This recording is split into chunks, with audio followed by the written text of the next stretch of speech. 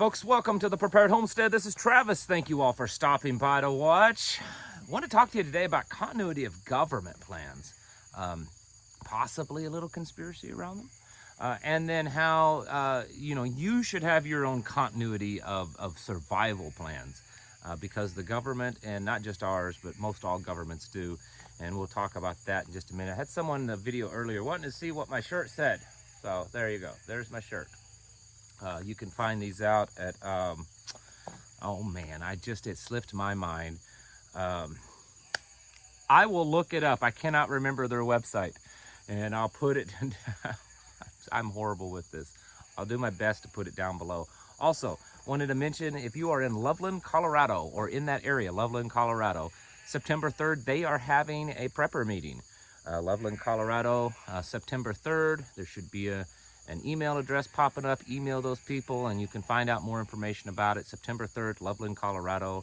I would certainly encourage you, if you're in that area, attending.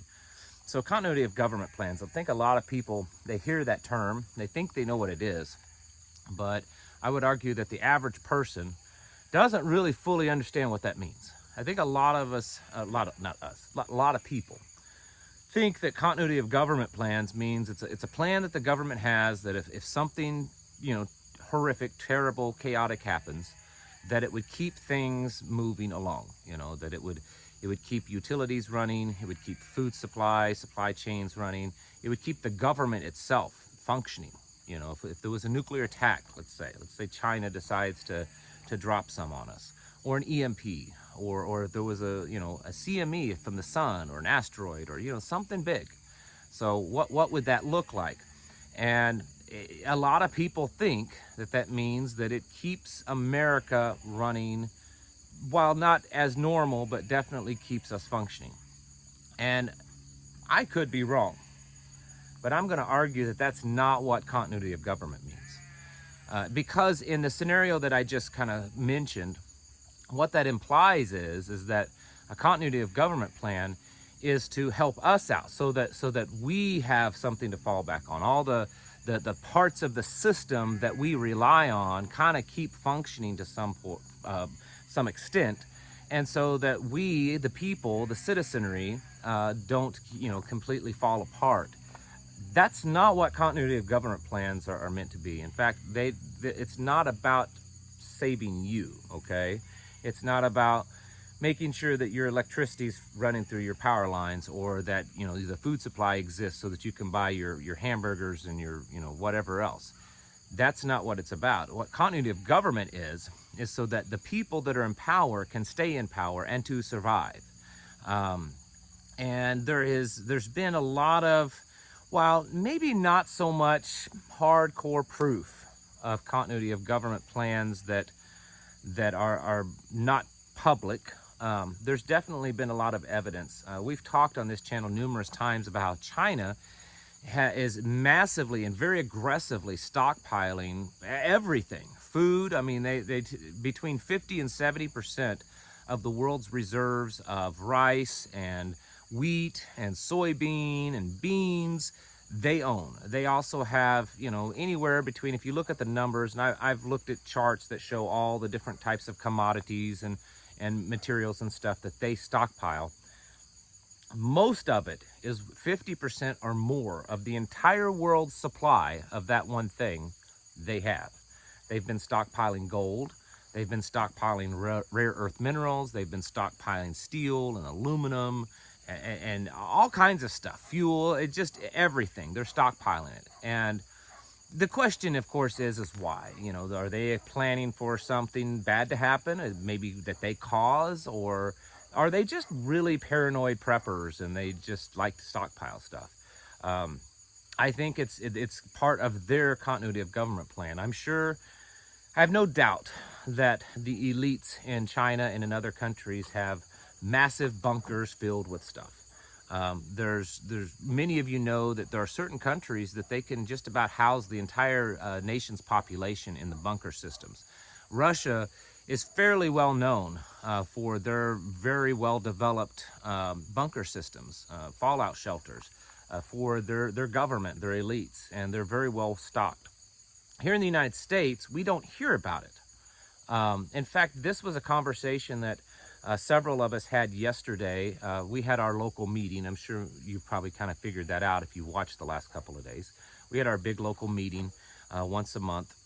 And it wasn't like what we spoke about as a topic. It was afterwards, we're all mingling and hanging around for a few hours, solving all the world's problems, right? And this was a topic that was being discussed that, we hear about China and Russia and all these other countries that they stockpile things and they build bunkers and that kind of stuff. But we really don't hear about America doing that. Well, at least not in mainstream news. You have to dig a little bit and you will find that information. There are certainly reports from various different people in construction industries that talk about how in the last 20 or 30 years they have been making lots of money doing contract work for the U.S. government, building lots and lots of bunkers all over the country.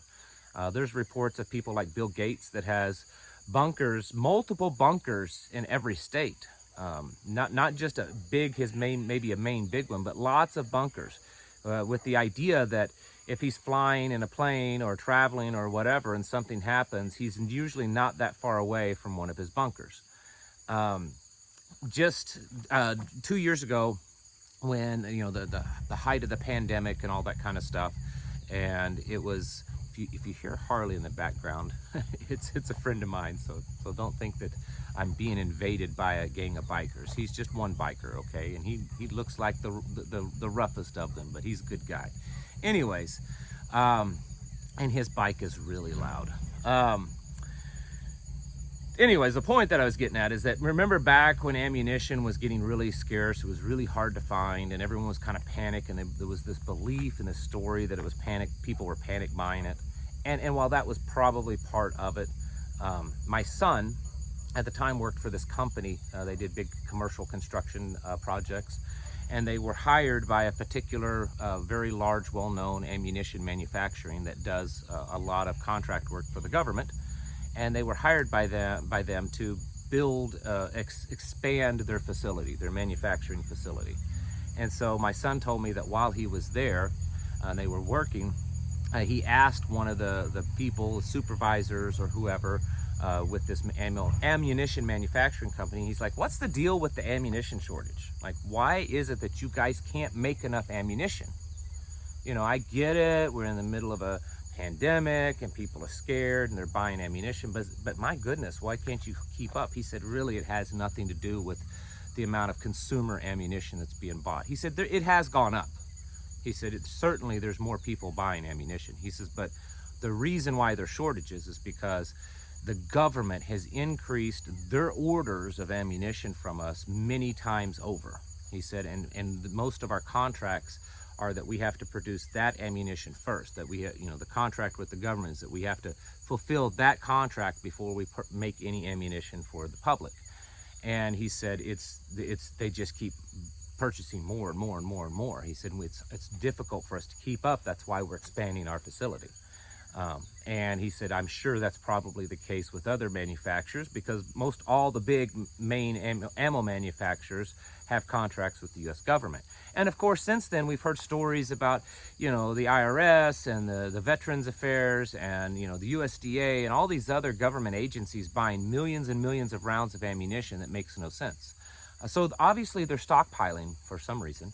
I was in touch with a very prominent, very large freeze-dried food company, emergency freeze-dried food company, and had it directly from them that over the last year or two, that the U.S. government has been purchasing semi-truckloads of freeze-dried food from them. I mean, massive amounts, and that's been one of the biggest things. It's been hard for them to keep up on orders for civilian, for the public, is because the U.S. government is purchasing large orders.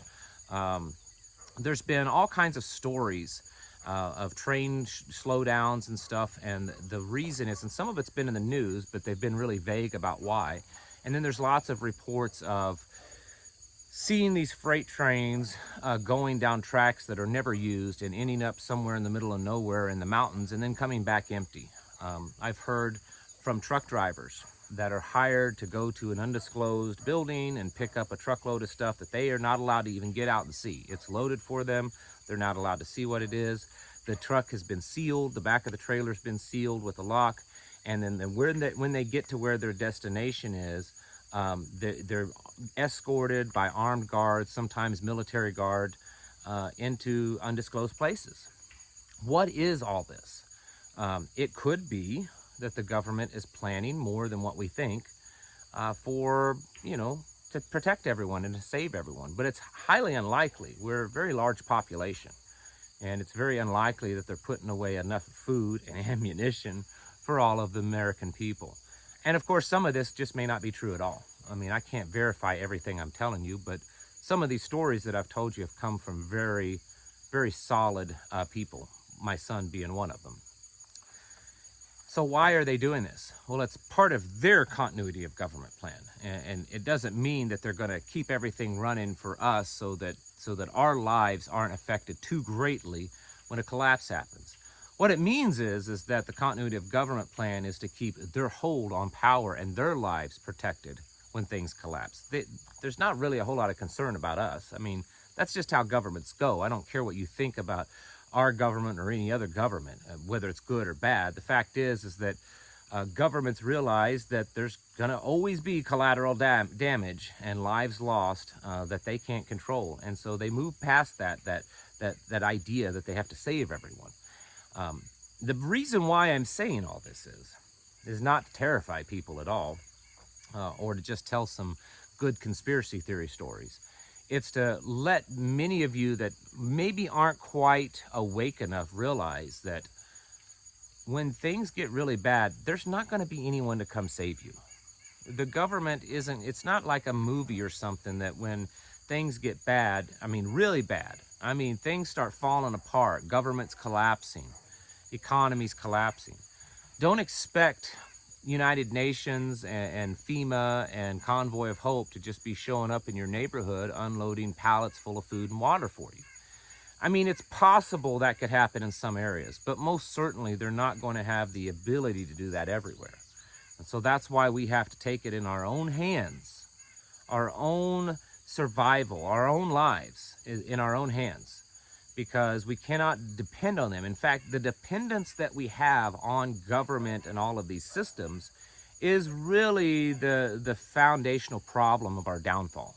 As a people, as a free people, we begin to lose more and more freedoms to the system and power because we depend on them. And as we depend on them more, we're giving up those freedoms in replacing them with the luxuries or the dependencies or the safety and the security that we get from the government or whoever's in power.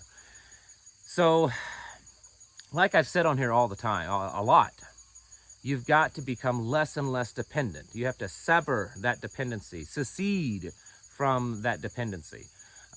And the way you're going to do that is becoming more self-sufficient, stocking up, getting the things that you need, learning and developing the skills that maybe your grandparents and great-grandparents had, but you have no clue what how that is. Well, you got to learn it, gardening, fixing things, making things, canning things, mending things, making clothes, all that kind of stuff. Make your own soap.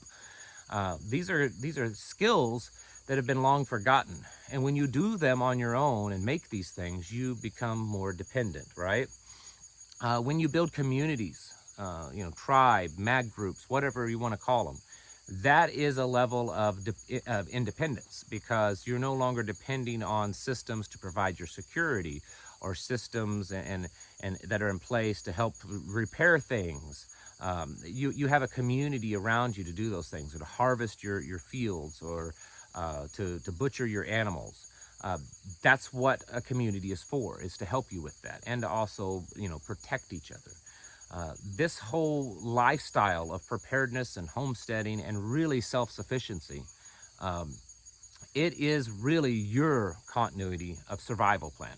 It's the continuity plan that you are putting into place so that when things collapse, and eventually they will. I mean, I can't guarantee that they're going to collapse in your lifetime, but I can pretty much bet that they're going to collapse at some point, okay?